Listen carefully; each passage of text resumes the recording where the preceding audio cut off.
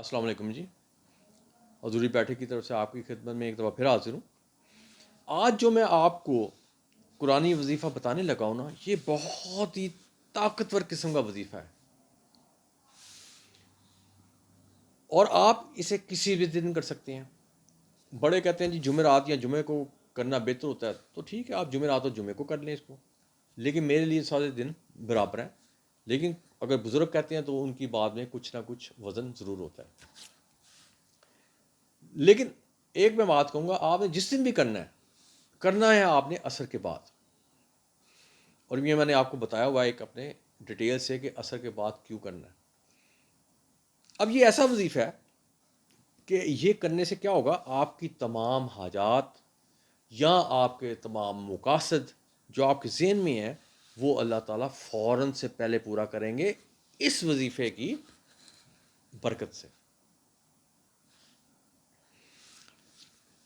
لیکن کوشش کریں آپ کہ جو بھی آپ کو وظائف بتائے جاتی ہیں، حضوری بیٹھک بتاتی ہیں یا کوئی اور بتاتا ہے، تو آپ کوشش کریں کہ اس کو اپنی جائز حاجات کے لیے پڑھیں تاکہ اللہ تعالیٰ فوراً سے پہلے ان حاجات کو پورا کر دیں.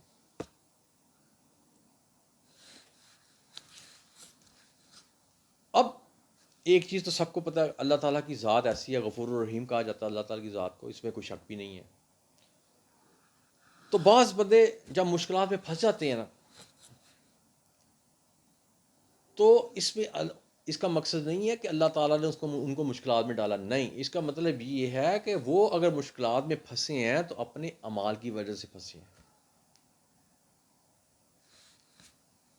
جب آپ کسی کے ساتھ کسی کا حق ماریں گے یا حلال و حرام میں فرق بھول جائیں گے تو ظاہر ہے آپ نے کیا کرنا ہے، مشکلات میں کرنا ہے نا. تو یہ اللہ تعالیٰ کی ذات تو نہیں نا آپ کو کرا رہی، یہ تو آپ کے اعمال جو آپ عمل کر رہے ہیں، اعمال آپ کو پھنسا رہے ہیں. اور جب آپ پوری طرح پھنس جاتے ہیں اور پھر آپ اللہ تعالیٰ سے رجوع کرتے ہیں تو اللہ تعالیٰ کی ذات واحد ذات ہے جو آپ کو ان تمام مشکلات سے نکالتی ہے. کوئی رشتہ دار، کوئی دوست احباب آپ کو نہیں نکال سکتا. اس لیے میں آپ کو یہ کہوں گا کہ بھئی آپ جب بھی کبھی کسی مشکل یا مشکلات میں پھنسیں تو آپ نے اس عمل کو کرنا ہے، اور آپ پھر دیکھیں کہ انشاءاللہ اللہ تعالیٰ آپ کو کیسے بآسانی اس مشکل سے نکال لیتے ہیں. ہمارے پیارے نبی کا بھی فرمان ہے نا کہ جو اس سورہ کو تلاوت سے پڑھے گا اللہ تعالیٰ اس پر اپنی نعمتوں کی بارش کر دیں گے. اب یہ بہت بڑی بات ہے کہ اللہ تعالیٰ اپنی نعمتوں کی بارش کر دیں گے، اور نعمتوں میں ہر وہ چیز آ جاتی ہے جو آپ کے ذہن میں ہے یا ذہن میں نہیں بھی ہے، یعنی خواہشات، حاجات، مقاصد جو میں شروع میں آپ کو بتائیں گے.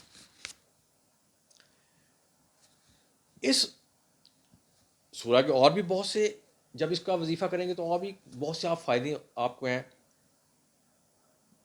اس میں آپ کے بعض لوگ، یہ تو عام ہے نا رزق کی کمی ہونا، لیکن یہ واحد ایک ایسی سورہ ہے جس کا وظیفہ کرنے سے آپ کو رزق پتہ نہیں کن کن کونوں سے آئے گا آپ کے پاس خود. لیکن ساتھ یہ بھی شرط ہے کہ آپ نے اپنی محنت کرنی لازمی ہے. یہ نہیں کہ آپ باہر جا کے محنت نہ کریں، آپ کہیں جی بس وظیفہ کر لیا ہے تو گھر میں بیٹھے بیٹھے انہیں کونوں سے رزق نہیں، ایسے رزق نہیں. آپ محنت کریں گے، اور کونوں سے مراد ہے، غیب سے مراد ہے کہ اللہ تعالیٰ آپ کی اس محنت کے اندر برکت ڈالیں گے. اب بعض کا گھریلو نچاکی ہوتی ہے، ہر کوئی ایسا گھر نہیں ہے جہاں گھریلو نچاکی کبھی کبھار نہیں ہوتی. بہن بھائی ہو جاتی ہے، اس میں بھائیوں میں ہو جاتی ہے، خاندان میں ہو جاتی ہے. تو یہ اب وظیفہ پڑھ کے جب آپ اللہ تعالیٰ سے اس کے لیے دعا مانگیں گے تو ان شاء اللہ وہ بھی سارا کچھ ختم ہو جائے گا. اب اصل میں یہ جو وظیفہ ہے نا، یہ ہر چھوٹے اور بڑے جو آپ کے نزدیک ناممکن کام ہے ان کو ایسے کرتا ہے جیسے اس مکھن میں سے یا دودھ میں بال نکالنا. اب میں وظیفے کی طرف آ جاتا ہوں. کیونکہ آپ کہتے لوگ کہتے ہیں جی کہ تعمیر باندھی، لیکن میں نے تھوڑی سی تعمیر لمبی ہو گئی، لیکن بہرحال میں وظائف کی طرف ڈائریکٹ آ جاتا ہوں. آپ نے 3 دفعہ پڑھنا ہے درود ابراہیم.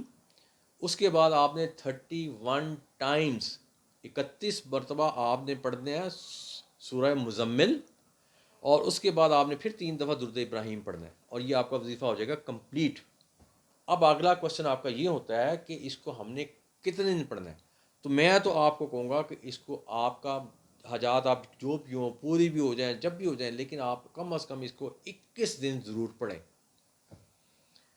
اور 21 دن تو آپ نے لازمی پڑھنا ہے. اس کے علاوہ یہ تو میں نے آپ کو کچھ فضیلت بتائیں. یہ ایسی قرآن پاک کی سورہ مزمل ایک ایسی آیت ہے جس کی اتنی فضیلت ہیں کہ میں بتاتا بھی جاؤں گا لیکن وہ ختم نہیں ہوگی. اس لیے آج جو میری نشست تھی اس میں نے آپ کو اس کے متعلق کچھ روشنی ڈالی، اور ان شاء اللہ اس کے بعد اور بھی سورہ مزمل کے حوالے سے نشستیں ہوتی رہیں گی جس میں اور فردر اس کو ایکسپلین کریں گے کہ اور اس میں کیا کیا اللہ تعالیٰ کی رحمتیں چھپی ہوئی ہیں. اب اس وظیفے کو آپ نے لازمی کرنا ہے، خود بھی کرنا ہے، لوگوں کو صدقہ جاری طور پہ شیئر بھی کرنا ہے، تاکہ اگر آپ کو فائدہ بینیفٹ ہو رہا ہے تو لوگوں کو بھی ہو. اور اس کے ساتھ ہی مجھے بھی دعا میں شامل رکھا کریں. اور اس کے ساتھ اب میں آپ سے اجازت چاہوں گا. ایاک نعبد و ایاک نستعین.